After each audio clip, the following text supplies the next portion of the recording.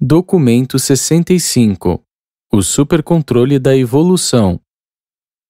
A vida evolucionária material básica, a vida pré-mental, é formulada pelos mestres controladores físicos e pela ministração da implantação da vida vinda dos 7 espíritos mestres, juntamente com a ministração ativa dos portadores da vida designados. Como resultado da função coordenada dessa criatividade tríplice, desenvolve-se uma capacidade física do organismo para possuir mente, mecanismos materiais de reação inteligente aos estímulos ambientais externos e, mais tarde, aos estímulos internos ou influências que têm origem na própria mente do organismo. Há, então, 3 níveis distintos de produção e de evolução da vida. 1. O domínio da energia física, produto da capacidade da mente. 2. A ministração da mente, feita pelos espíritos ajudantes, influenciando a capacidade espiritual. 3. A dotação espiritual da mente mortal, culminando no outorgamento dos ajustadores do pensamento. Os níveis mecânicos não ensináveis de reação do organismo ao meio ambiente são do domínio dos controladores físicos. Os espíritos ajudantes da mente ativam e regulam os tipos de mente adaptáveis ou ensináveis não mecânicos, aqueles mecanismos de resposta dos organismos capazes de aprender a partir da experiência. E, à medida que os espíritos ajudantes manipulam, desse modo, os potenciais da mente, também os portadores da vida exercem um controle discriminador considerável sobre os aspectos ambientais do processo evolucionário, até o momento do aparecimento da vontade humana, a capacidade de conhecer Deus e o poder de optar por adorá-lo. É o funcionamento coordenado e integrado dos portadores da vida, dos controladores físicos e dos espíritos ajudantes que condiciona o curso da evolução orgânica nos mundos habitados. E é por isso que a evolução em Urântia ou em outro lugar tem sempre um propósito, nunca sendo acidental. 1. As funções dos portadores da vida. Os portadores da vida são dotados com potencial de metamorfose da personalidade que apenas poucas ordens de criaturas possuem. Esses filhos do universo local são capazes de funcionar em 3 fases diversas do ser. Geralmente, eles cumprem os seus deveres como filhos da fase intermediária, sendo esse o estado da sua origem. Todavia, um portador da vida, nesse estágio de existência, não poderia possivelmente funcionar sobre os domínios eletroquímicos como um fabricante de energias físicas e partículas materiais em unidades de existência vivente. Os portadores da vida são capazes de funcionar e funcionam nos 3 seguintes níveis. 1. O nível físico da eletroquímica. 2. A fase intermediária usual de existência quase moroncial. 3. O nível semi-espiritual avançado.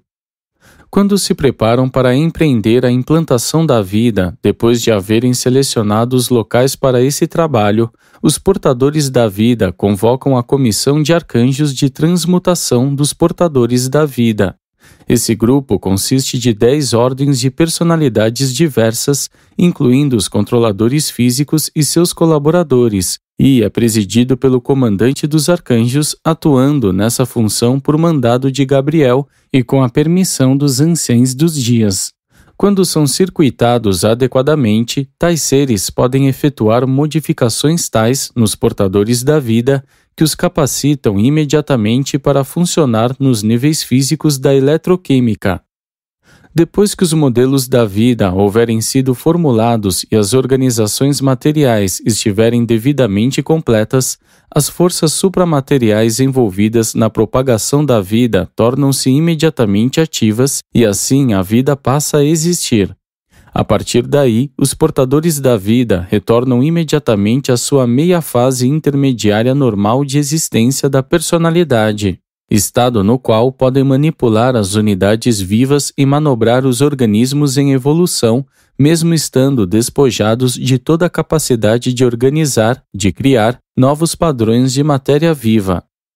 Depois que a evolução orgânica houver seguido seu curso até um certo nível e o livre-arbítrio do tipo humano houver aparecido nos organismos mais elevados em evolução, os portadores da vida devem abandonar o planeta ou então fazer votos de renúncia.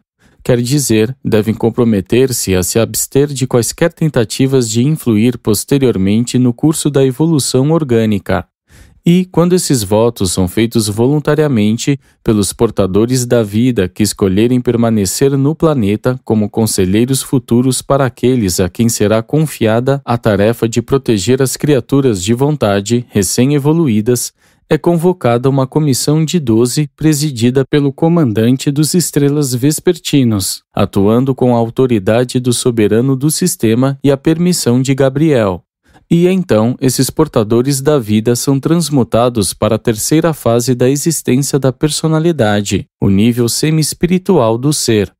E, nessa terceira fase da existência, tem o eu funcionado em Urântia desde os tempos de Andon e Fonta. Aguardamos ansiosos pela época em que o universo possa estabelecer-se em luz e vida, um possível quarto estágio do ser, no qual seremos integralmente espirituais. Mas nunca nos foi revelada a técnica por meio da qual poderemos alcançar esse desejável estado avançado. 2. O panorama evolucionário. A história da ascensão do homem, partindo das algas marinhas até que chegue a ser o senhor da criação terrestre, de fato é uma epopeia de lutas biológicas e sobrevivência da mente. Os ancestrais primordiais do homem foram, literalmente, o limo e o lodo do fundo do oceano, nas baías e nas lagunas de águas mornas e estagnadas da vasta linha do litoral dos antigos mares interiores, aquelas mesmas águas nas quais os portadores da vida estabeleceram as 3 implantações independentes de vida em Urântia. Pouquíssimas espécies de tipos marinhos primitivos de vegetação que participaram daquelas mutações históricas e que resultaram nos organismos na fronteira da vida animal ainda hoje continuam existindo. As esponjas constituem os sobreviventes de um desses tipos primitivos intermediários, os organismos por meio dos quais se deu a transição gradual de vegetal até animal. Essas formas primitivas de transição, embora não sendo idênticas às esponjas modernas, foram muito semelhantes a elas. Eram organismos verdadeiramente na fronteira, nem vegetais nem animais, e que finalmente conduziram ao desenvolvimento das verdadeiras formas animais de vida. As bactérias, organismos vegetais simples de uma natureza muito primitiva, mudaram um pouco desde o alvorecer da vida, exibindo mesmo um grau de retroação no seu comportamento parasitário. Muitos dos fungos também representam um movimento retrógrado de evolução, sendo plantas que perderam a sua capacidade de produzir clorofila e havendo se transformado mais ou menos em parasitas. A maioria das bactérias que causam doenças e os seus corpos auxiliares de vírus realmente pertencem a esse grupo de fungos parasitas desertores. Durante idades intermediárias, todo o vasto reino da vida vegetal evoluiu de ancestrais, dos quais as bactérias também descendem. O tipo mais elevado de vida animal protozoária logo apareceu e apareceu de repente. E desses tempos longínquos veio a ameba, o organismo animal típico de uma célula apenas um pouco modificada. Ela age hoje do mesmo modo como fazia quando era ainda mais recente das mais importantes realizações na evolução da vida. Essa diminuta criatura e seus primos protozoários são, para a criação animal, o que as bactérias são para o reino vegetal. Representam a sobrevivência dos primeiros passos evolucionários primitivos na diferenciação da vida, ao lado do fracasso dos desenvolvimentos subsequentes. Logo, os tipos primitivos de animais unicelulares associaram-se em comunidades, primeiro em um nível volvoxídeo e depois ao longo da linha da hidra e da medusa. E mais tarde ainda evoluíram, resultando em estrelas do mar, crinoides, ouriços do mar, centopeias, pepinos do mar, insetos, aranhas, crustáceos e grupos correlatos de vermes da terra e sanguessugas, seguidos logo pelos moluscos, ostras, polvo e caracol. Centenas e centenas de espécies surgiram e pereceram, e seja feita menção apenas àquelas que sobreviveram às longuíssimas lutas. Tais espécimes não progressivos, junto com a família dos peixes a surgir depois, representam atualmente os tipos estacionários de animais primitivos inferiores, ramificações da árvore da vida que deixaram de progredir. O cenário estava desse modo estabelecido para o aparecimento dos primeiros animais vertebrados, os peixes. Dessa família de peixes surgiram duas modificações únicas, a rã e a salamandra. E foi a rã que começou aquela série de diferenciações progressivas na vida animal, as quais culminaram finalmente no próprio homem. A rã é um dos mais antigos ancestrais sobreviventes da raça humana, mas também deixou de evoluir, sendo hoje muito semelhante à dos seus tempos remotos. A rã é a única espécie ancestral das raças iniciais que ainda vive sobre a face da Terra. A raça humana não tem nenhum ancestral sobrevivente entre a rã e o esquimó. As rãs deram origem aos répteis, uma grande família animal que está virtualmente extinta, mas que, antes de deixar de existir, deu origem a toda a família de pássaros e as numerosas ordens de mamíferos. Provavelmente o maior salto em toda a evolução pré-humana foi dado quando um dos répteis transformou-se em um pássaro. Os tipos de pássaros de hoje, águias, patos, pombos e avestruzes, todos descenderam de répteis enormes de muitas eras atrás. O reino dos répteis, que descendeu da família da rã, é representado hoje por 4 divisões sobreviventes, 2 não progressivas, as cobras e os lagartos, junto com seus primos, os crocodilos e as tartarugas. Uma parcialmente progressiva, a família dos pássaros, e a 4ª, a dos ancestrais dos mamíferos e a linha direta de descendentes da espécie humana. Contudo, ainda que há muito extinta, a enormidade passageira dos répteis encontrou eco nos elefantes e mastodontes, enquanto as suas formas peculiares ficaram perpetuadas nos cangurus saltadores. Apenas 14 filos apareceram em Urântia, os peixes sendo os últimos, e nenhuma classe nova desenvolveu-se desde os pássaros e os mamíferos. Foi de um pequeno e ágil dinossauro réptil de hábitos carnívoros, tendo um cérebro relativamente grande, que os mamíferos placentários surgiram subitamente. Esses mamíferos desenvolveram-se rapidamente e de muitos modos diferentes, não apenas dando surgimento às variedades modernas comuns, mas também evoluindo até os tipos marinhos, tais como as baleias e focas e os navegadores do ar, como a família dos morcegos. O homem, assim, evoluiu dos mamíferos mais elevados, derivados principalmente da implantação ocidental da vida nos antigos mares abrigados que iam de leste para oeste. Os grupos oriental e central de organismos vivos, desde o princípio, progrediram favoravelmente até alcançarem os níveis pré-humanos de existência animal. À medida que as idades passaram, porém, o foco oriental de implantação de vida não alcançou um nível satisfatório de status pré-humano de inteligência, tendo sofrido perdas tão repetidas e irrecuperáveis dos seus tipos mais elevados do plasma da germinação, que ficou para sempre destituído do poder de reabilitar as suas potencialidades humanas. Já que a qualidade da capacidade da mente para o desenvolvimento nesse grupo oriental foi definitivamente tão inferior àquela dos outros 2 grupos, os portadores da vida, com o consentimento dos seus superiores, manipularam o ambiente de um modo tal a circunscreverem mais ainda essas linhagens inferiores pré-humanas de vida em evolução. Para aparências externas, a eliminação desses grupos inferiores de criaturas mostrou-se acidental, mas na realidade foi intencional. Mais tarde, no desenvolvimento evolucionário da inteligência, os ancestrais lemurianos da espécie humana estavam muito mais avançados na América do Norte do que em outras regiões, e foram, por isso, levados a migrar da arena de implantação ocidental de vida para o Estreito de Bering e costa abaixo ao sudoeste da Ásia, onde continuaram a evoluir e a beneficiar-se do acoplamento de algumas linhagens do grupo central de vida. O homem evoluiu assim de algumas linhagens ocidentais e centrais de vida apenas nas regiões centrais e do Oriente Próximo. Desse modo, a vida que foi plantada em Urântia evoluiu até a Era Glacial, quando, pela primeira vez, o próprio homem apareceu e começou a sua movimentada carreira planetária. E esse surgimento do homem primitivo na Terra, durante a Era Glacial, não foi puramente acidental, foi intencional. Os rigores e severidade climáticos da Era Glacial foram adequados, em todos os sentidos, aos propósitos de fomentar a produção de um tipo vigoroso de ser humano com uma imensa capacidade de sobrevivência. 3. O estímulo à evolução.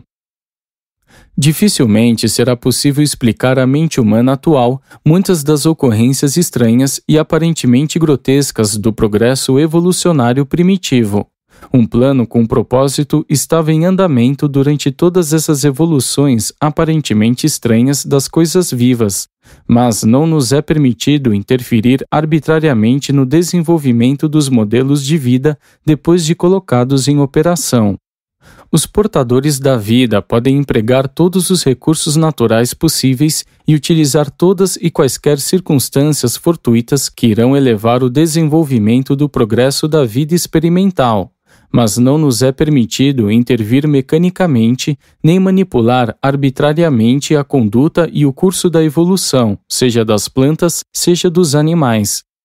Vós fostes informados de que os mortais de Urântia evoluíram por meio do desenvolvimento da rã primitiva, e que essa linhagem ascendente, levada em potencial dentro de uma única rã, escapou por pouco da extinção em uma certa ocasião. Não se deve inferir disso, contudo, que a evolução da humanidade poderia ter sido impedida por um acidente dessa conjuntura. Naquele exato momento, estávamos observando e estimulando nada mais do que 1000 linhagens de vida mutante, diferentes e muito distantes, que poderiam ter sido encaminhadas até vários modelos diferentes de desenvolvimento pré-humano. Essa rã ancestral, em particular, representava a nossa terceira seleção. As 2 linhagens de vida anteriores haviam perecido, a despeito dos nossos esforços para sua conservação. Mesmo a perda de Andon e Fonta, caso ocorresse antes que tivessem tido uma progenie, embora isso houvesse retardado a evolução humana, não a teria impedido. Depois do aparecimento de Andon e Fonta, e antes que os potenciais humanos mutantes de vida animal estivessem exauridos, nada menos do que 7.000 linhagens favoráveis haviam evoluído e poderiam haver culminado em alguma espécie de tipo humano em desenvolvimento. E muitas dessas raças melhores foram, subsequentemente, assimiladas pelas várias ramificações das espécies humanas em expansão. Muito antes de o filho e a filha material, elevadores biológicos, chegarem ao planeta, os potenciais humanos das espécies animais em evolução haviam se exaurido. Esse status biológico da vida animal é revelado aos portadores da vida por meio do fenômeno da terceira fase da mobilização do espírito ajudante, o que, de modo automático, ocorre concomitantemente com a exaustão da capacidade de toda a vida animal de dar origem aos potenciais mutantes de indivíduos pré-humanos. A humanidade em Urântia deve resolver os problemas que tem com o desenvolvimento mortal das raças humanas. Nenhuma raça mais irá evoluir de fontes pré-humanas em todo o tempo futuro. Esse fato, todavia, não exclui a possibilidade de se atingir níveis de desenvolvimento humano amplamente mais elevados, por meio de uma estimulação inteligente dos potenciais evolucionários ainda residentes nas raças mortais. Tudo o que nós, os portadores da vida, fazemos para fomentar e conservar as linhagens de vida antes do aparecimento da vontade humana, o homem deve fazer por si próprio. Depois de tudo isso e depois que deixarmos de lado a nossa participação ativa na evolução. De modo geral, o destino evolucionário do homem está nas suas próprias mãos, e a inteligência científica deve, mais cedo ou mais tarde, substituir o funcionamento aleatório da seleção natural descontrolada e da casualidade na sobrevivência. E, ao discutir o estímulo à evolução, não seria impróprio apontar que, em um futuro bem adiante, quando em algum momento estiverdes ligados a um corpo de portadores da vida, vós tereis oportunidades amplas e abundantes de fazer sugestões para se fazer quaisquer melhoramentos possíveis nos planos e na técnica de transplantar e de conduzir a vida. Sede pacientes. Se tiverdes boas ideias, se as vossas mentes forem férteis de métodos melhores de administração para qualquer parte dos domínios universais, ireis por certo ter uma oportunidade de apresentá-los aos vossos companheiros administradores nas idades que virão. 4. A aventura de Urântia. Não negligencies o fato de que Urântia foi designada para nós como um mundo de vida experimental. Fizemos neste planeta a nossa 60ª tentativa de modificar e, se possível, de melhorar a adaptação em Satânia dos projetos de vida de Nébadon, e consta nos registros que realizamos numerosas modificações benéficas nos modelos médios da vida. Para ser específico, em Urântia, aprimoramos e demonstramos satisfatoriamente nada menos do que 28 particularidades de modificação na vida, que serão de muita utilidade para todo o Nébadon durante todos os tempos futuros. Todavia, o estabelecimento da vida em nenhum mundo jamais é experimental, no sentido de que algo ainda não experimentado e desconhecido seja intentado. A evolução da vida é uma técnica sempre progressiva, diferencial e variável, mas não é jamais fortuita, descontrolada, nem inteiramente experimental no sentido acidental. Muitas facetas da vida humana oferecem evidências abundantes de que o fenômeno da existência mortal foi inteligentemente planejado, de que a evolução orgânica não é um mero acidente cósmico. Quando uma célula viva é ferida, ela possui a capacidade de elaborar algumas substâncias químicas que têm o poder de estimular e ativar as células vizinhas normais para que iniciem imediatamente a secreção de certas substâncias que facilitam os processos de cura na ferida. E, ao mesmo tempo, essas células normais e não feridas começam a proliferar. De fato, começam a trabalhar, criando novas células para repor qualquer célula companheira que possa haver sido destruída por acidente.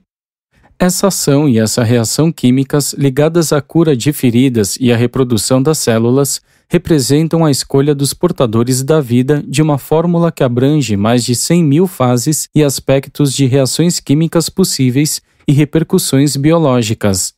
Mais de 500 mil de experimentos específicos foram efetuados pelos portadores da vida nos seus laboratórios antes que finalmente estabelecessem essa fórmula para o experimento de vida em Urântia. Quando os cientistas de Urântia souberem mais sobre essas substâncias que curam, tornar-se-ão mais eficazes no tratamento de lesões e, indiretamente, irão saber mais sobre como controlar certas doenças sérias. Desde que a vida foi estabelecida em Urântia, os portadores da vida têm melhorado essa técnica de cura, a qual, introduzida em um outro mundo de Satânia, ofereceu mais alívio da dor e exerceu um controle melhor sobre a capacidade de proliferação que têm as células vizinhas normais. Houve muitos aspectos singulares no experimento de vida de Urântia, mas os 2 episódios que se destacaram foram o aparecimento das raças andônicas antes da evolução dos 6 povos coloridos e, posteriormente, a aparição simultânea dos mutantes Sanjiques em uma única família. Urântia é o primeiro mundo em Satânia em que as 6 raças coloridas surgiram da mesma família humana.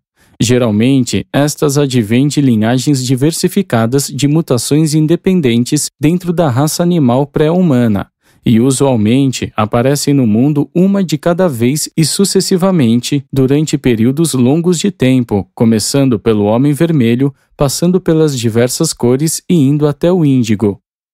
Uma outra variação destacável de procedimento foi a chegada tardia do príncipe planetário.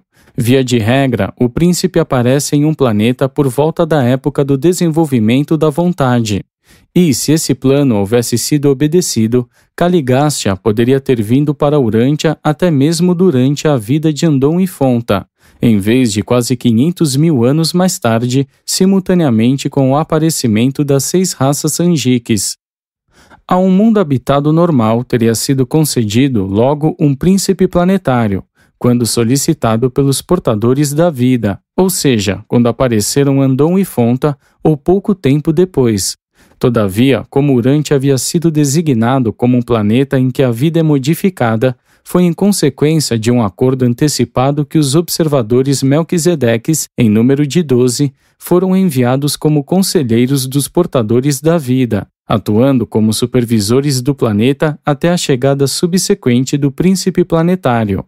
Esses Melquisedeques vieram na época em que Andon e Fonta tomaram as decisões que tornaram possível aos ajustadores do pensamento residirem nas suas mentes mortais. Em Urântia, os esforços dos portadores da vida para melhorar os modelos da vida em Satânia necessariamente resultaram na produção de muitas formas aparentemente inúteis de vida transitória. Os ganhos já conquistados, no entanto, são suficientes para justificar as modificações dos modelos do projeto de vida feitas em Urântia. A nossa intenção era produzir uma manifestação antecipada da vontade na vida evolucionária de Urântia, e tivemos êxito. Em geral, só depois que as raças coloridas têm já algum tempo de existência é que a vontade emerge, usualmente aparecendo primeiro entre os tipos superiores de homens vermelhos. O vosso mundo é o único planeta de Satânia em que o tipo humano de vontade surgiu em uma raça anterior às raças coloridas. Contudo, em nossos esforços para chegar a essa combinação e associação de fatores de hereditariedade que finalmente conduziriam aos ancestrais mamíferos da raça humana, nos deparamos com a necessidade de permitir que acontecessem centenas ou mesmo milhares de outras combinações e associações relativamente inúteis de fatores de hereditariedade. É certo que muitos desses subprodutos aparentemente estranhos dos nossos esforços irão deparar com o vosso espanto quando escavardes para ir até o passado planetário, e posso muito bem compreender o quanto algumas dessas coisas podem tornar-se intrigantes sob o ponto de vista limitado da mente humana. 5. As vicissitudes da evolução da vida. Foi uma fonte de pesar para os portadores da vida que os nossos esforços especiais para modificar a vida inteligente em Urântia houvessem sido tão prejudicados por perversões trágicas que escaparam ao nosso controle, a traição de Caligástia e a falta adâmica.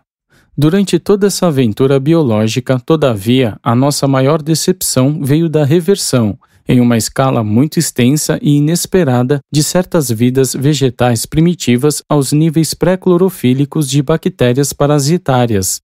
Essa eventualidade na evolução da vida vegetal provocou muitas doenças desoladoras nos mamíferos mais elevados, particularmente nas espécies humanas mais vulneráveis. Quando deparamos com essa situação de perplexidade, de um certo modo, nós não demos grande importância às dificuldades envolvidas, porque sabíamos que a combinação que viria subsequentemente do plasma da vida adâmica reforçaria de tal modo os poderes de resistência da mistura resultante de raças, a ponto de torná-la praticamente imune a todas as doenças produzidas pelos tipos vegetais de organismos.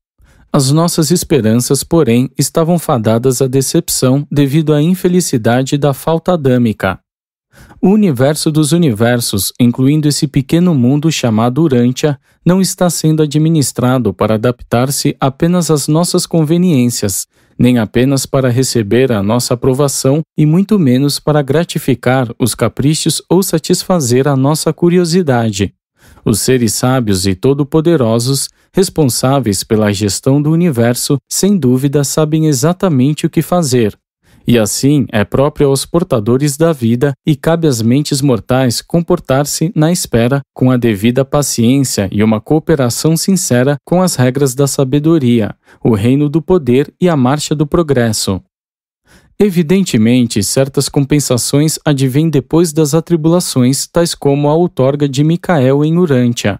Independentemente dessas considerações, porém, os supervisores celestes mais recentes deste planeta expressam a sua confiança completa no triunfo último da evolução da raça humana e que, afinal, vinguem os nossos planos e modelos originais de vida. 6. As técnicas evolucionárias de vida. É impossível determinar com precisão, simultaneamente, a localização exata e a velocidade de um objeto em movimento. Qualquer tentativa de medir uma dessas grandezas acarreta uma alteração inevitável na outra. O homem mortal depara com o mesmo tipo de paradoxo quando efetua a análise química do protoplasma. O químico pode elucidar a composição química do protoplasma morto, mas não pode discernir a organização física nem o funcionamento dinâmico do protoplasma enquanto está vivo. O cientista chegará mais e mais próximo dos segredos da vida, mas nunca os localizará e por nenhuma outra razão senão a de ter de matar o protoplasma para analisá-lo. O protoplasma morto pesa tanto quanto o protoplasma vivo, mas já não é o mesmo. Há um dom original de adaptação nas coisas e seres vivos. Em toda planta ou célula animal viva, em todo organismo vivo, material ou espiritual, há um desejo insaciável de alcançar uma perfeição sempre crescente de ajuste ao ambiente, de adaptação do organismo para aumentar a realização da vida. Esses esforços intermináveis de todas as coisas vivas evidenciam a existência dentro delas de uma busca inata de perfeição. O mais importante passo na evolução das plantas foi o desenvolvimento da capacidade de produzir a clorofila, e o segundo maior avanço foi o esporo haver evoluído até uma semente complexa. O esporo é mais eficiente como um agente reprodutor, mas faltam-lhe os potenciais da variedade e da versatilidade inerentes à semente. Um dos mais úteis e complexos episódios na evolução dos mais elevados tipos de animais consistiu no desenvolvimento da capacidade do ferro, nas células do sangue circulante, de atuar com a dupla função de transportar o oxigênio e poder remover o dióxido de carbono. E essa atuação das células vermelhas do sangue ilustra como os organismos em evolução são capazes de adaptar suas funções ao ambiente variável e alterável.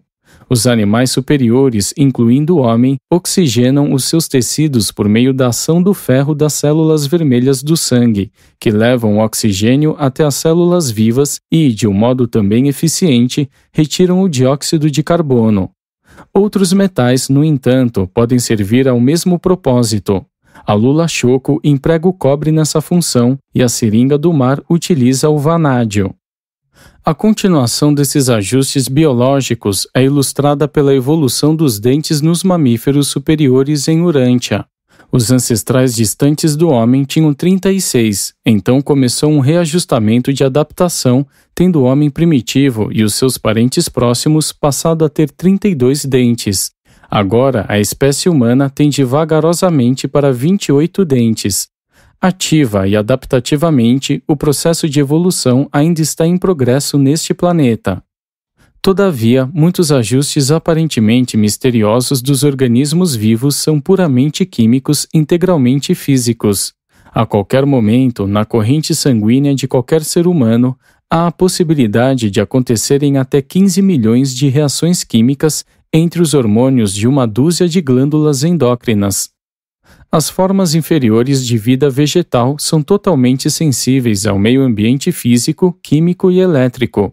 Entretanto, à medida que se ascende na escala da vida, as ministrações da mente dos 7 espíritos ajudantes tornam-se, uma a uma, mais atuantes, e a mente propõe-se cada vez mais ajustar, criar, coordenar e dominar. A capacidade dos animais de adaptar-se ao ar, à água e à terra não é um dom sobrenatural, mas um ajustamento suprafísico. A física e a química sozinhas não conseguem explicar como um ser humano evoluiu vindo do protoplasma primevo dos mares primitivos. A capacidade de aprender, a memória e a resposta diferenciada ao ambiente são dons da mente. As leis da física não reagem ao aperfeiçoamento. Elas são invariáveis e imutáveis. As reações da química não são modificáveis pela educação. São uniformes, confiáveis. À parte a presença do absoluto inqualificável, as reações elétricas e químicas são previsíveis. Mas a mente pode tirar proveito da experiência, pode aprender de hábitos de reações comportamentais que respondem à repetição de estímulos. Os organismos pré-inteligentes reagem aos estímulos do ambiente, mas esses organismos, reativos à ministração da mente, podem ajustar e manipular o próprio ambiente. O cérebro físico, com seu sistema nervoso associado, possui a capacidade inata de responder à ministração da mente.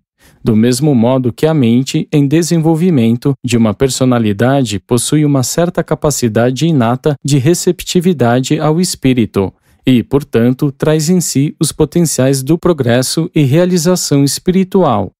A evolução intelectual, social, moral e espiritual depende da ministração da mente, feita pelos 7 espíritos ajudantes e seus colaboradores suprafísicos. 7. Os níveis evolucionários da mente. Os 7 espíritos ajudantes da mente são versáteis ministradores da mente para as existências inferiores inteligentes do universo local. Essa ordem de mente é ministrada das sedes centrais do universo local ou de algum mundo conectado a elas. As capitais dos sistemas, porém, têm uma influência na direção da função das mentes inferiores. Muitas coisas dependem do trabalho desses 7 ajudantes no mundo evolucionário. No entanto, são os ministros da mente. Eles não se ocupam da evolução física, domínio este que é dos portadores da vida. A integração perfeita desses dons do espírito, contudo, com o procedimento ordenado e natural do desdobrar do regime inerente dos portadores da vida, é responsável pela incapacidade dos mortais de discernir, no fenômeno da mente, nada a não ser a mão da natureza e o trabalho de processos naturais, embora, ocasionalmente, chegais a ficar um tanto embaraçados para explicar a totalidade das reações ligadas às reações naturais da mente naquilo em que é associada a matéria. E, caso Urante estivesse evoluindo mais de acordo com os planos originais, iríeis observar menos fatos ainda a chamar a vossa atenção para o fenômeno da mente. Os 7 espíritos ajudantes são mais comparáveis a circuitos do que a entidades e, nos mundos normais, estão circuitados com outros funcionamentos ajudantes em todo o universo local. Nos planetas de experimentação de vida, contudo, estão relativamente isolados. E, em Urântia, devido à natureza singular dos seus modelos de vida, os ajudantes menos elevados tiveram muito mais dificuldade para contatar os organismos evolucionários do que teriam tido no caso de um tipo mais padronizado de dotação de vida. Além disso, em um mundo evolucionário mediano, os 7 espíritos ajudantes estão muito mais bem sincronizados com os estágios avançados do desenvolvimento animal do que jamais estiveram em Urântia. Respeitada uma única exceção, a dificuldade em contatar as mentes em evolução dos organismos de Urântia foi a maior que os ajudantes já tiveram em todas as suas operações no universo de Nébadon. Nesse mundo, desenvolveram-se muitas formas de fenômenos limítrofes, de combinações confusas dos tipos mecânicos não ensináveis e ensináveis não mecânicos de resposta do organismo. Os 7 espíritos ajudantes não fazem contato com as ordens puramente mecânicas de resposta do organismo ao ambiente. Essas respostas pré-inteligentes dos organismos vivos pertencem puramente aos domínios da energia dos centros de potência, dos controladores físicos e seus congêneres. A aquisição do potencial de capacidade para aprender da experiência marca o início do funcionamento dos espíritos ajudantes, e eles funcionam nas mentes desde as mais inferiores das existências primitivas e invisíveis aos mais elevados tipos de mentes na escala evolucionária dos seres humanos. Eles são a fonte e o modelo para os comportamentos que, de outro modo, seriam mais ou menos misteriosos, e para as reações rápidas não completamente compreendidas da mente ao ambiente material. Essas influências, sempre fiéis e dignas de confiança, devem por muito tempo levar adiante as suas ministrações preliminares antes que a mente animal atinja os níveis humanos de receptividade ao espírito. Os ajudantes funcionam exclusivamente na evolução da mente experiencial até o nível da 6ª fase, o espírito da adoração. Nesse nível, ocorre aquela inevitável sobreposição de ministrações, fenômeno pelo qual o mais elevado desce para se coordenar com o inferior, em antecipação da realização subsequente de níveis avançados de desenvolvimento. E ainda uma ministração espiritual adicional acompanha a ação do sétimo e último ajudante, o espírito da sabedoria.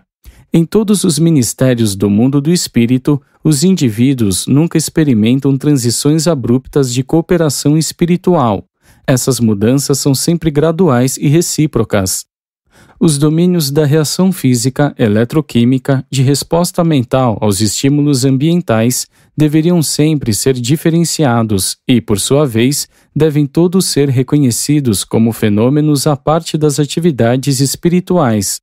Os domínios da gravidade física, mental e espiritual são reinos distintos de realidades cósmicas, não obstante as estreitas inter-relações. 8. Evolução no tempo e no espaço. O tempo e o espaço estão indissoluvelmente ligados. Há uma interassociação inata.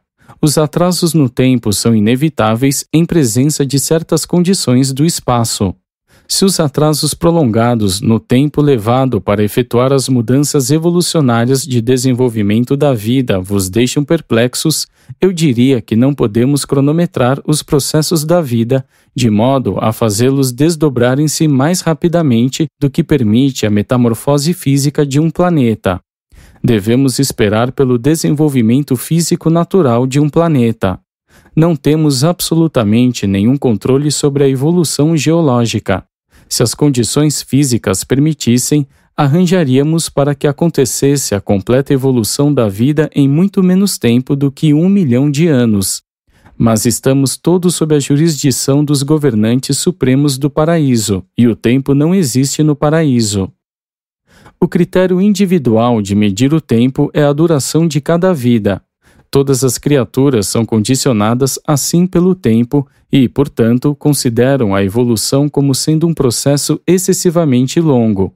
Para aqueles de nós cujo ciclo de vida não é limitado por uma existência temporal, a evolução não parece ser uma transação tão prolongada. No paraíso, onde o tempo não existe, essas coisas estão todas presentes na mente da infinitude e nos atos da eternidade. Do mesmo modo que a evolução da mente depende do lento desenvolvimento das condições físicas ou é retardado por ele, também o progresso espiritual depende da expansão mental e o retardo intelectual atrasa-o infalivelmente. Contudo, isso não quer dizer que a evolução espiritual seja dependente da educação, cultura ou sabedoria. A alma pode evoluir independentemente da cultura mental, mas não na ausência da capacidade mental e do desejo. A escolha da sobrevivência e a decisão de alcançar uma perfeição sempre crescente de fazer a vontade do Pai no céu. Embora a sobrevivência possa não depender da posse de conhecimento e sabedoria, a progressão muito certamente depende. Nos laboratórios evolucionários cósmicos, a mente é sempre dominante sobre a matéria e o espírito está sempre correlacionado à mente. Se essas dotações diversas não se sincronizarem e se coordenarem, isso pode causar atrasos no tempo. Mas se o indivíduo realmente é sabedor de Deus e deseja encontrá-lo e tornar-se como ele, então a sobrevivência está assegurada, a despeito dos obstáculos do tempo. O status físico pode prejudicar a mente. O desvirtuamento mental pode retardar a realização espiritual, mas nenhum desses obstáculos pode derrotar uma escolha feita pela alma com toda a sua vontade. Quando as condições físicas estão amadurecidas, as evoluções mentais súbitas podem acontecer.